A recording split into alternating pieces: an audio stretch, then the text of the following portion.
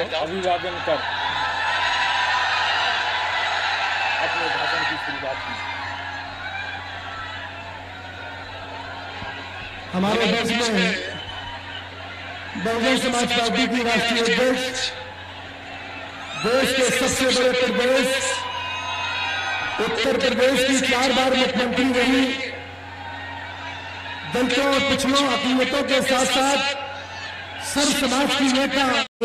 उठ गया है। ये खास वजह है कि हमारी पार्टी किसी भी चुनाव में अपनी पार्टी का कोई भी चुनावी घोषणा पत्र आदि जारी नहीं करती है। वैसे भी हमारी पार्टी किसी भी मामले में कहने में बहुत कम बल्कि कार्य करके दिखाने में ही ज्यादा विश्वास रखती है। और इस बात का सबसे बड़ा सबूत यह है कि उत्तर प्रदेश में 4 बार हमारी पार्टी के नेतृत्व में रही सरकार ने चुनाव में अपनी पार्टी के बिना कोई जारी किए गए चुनावी घोषणा पत्र के ही प्रदेश में आम जनहित में काफी कुछ ऐतिहासिक कार्य करके दिखाए हैं, जिनकी अब देश में अधिकांश पार्टियों की सरकारें काफी नकल भी कर रही हैं। जबकि इस मामले में हमारी पार्टी का ये कहना है कि यदि इन पार्टियों के स्थान पर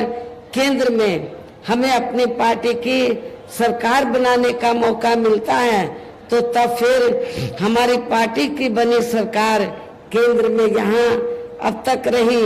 सभी विरोधी पार्टियों की सरकारों की तरह केवल हवाई व कागजी कार्य आदि नहीं करेगी, बल्कि उत्तर प्रदेश की तरह ही जमीनी हकीकत में ठोस कार्य करके दिखाएगी। और इस संदर्भ में खासकर मैं ये कहना चाहूंगी, केंद्र द्वारा देश में पिछले कुछ समय से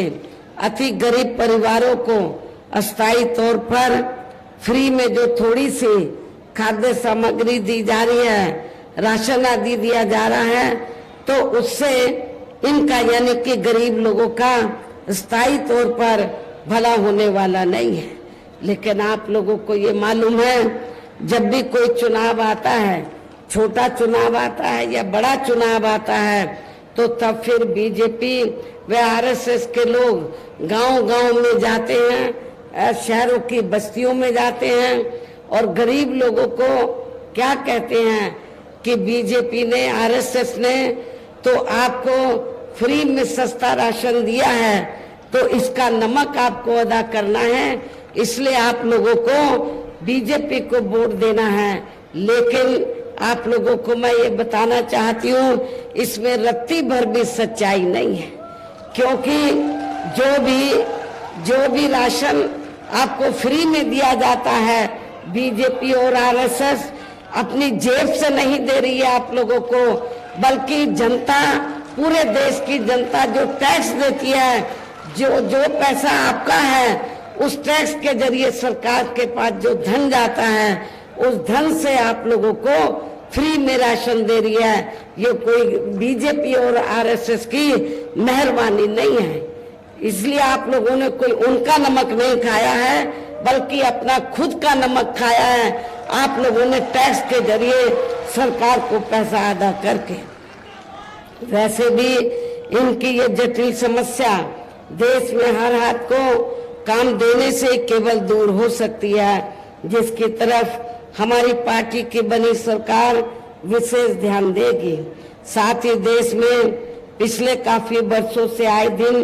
बढ़ रही गरीबी, बेरोजगारी व महंगाई आदि से भी जनता बहुत ज्यादा दुखी व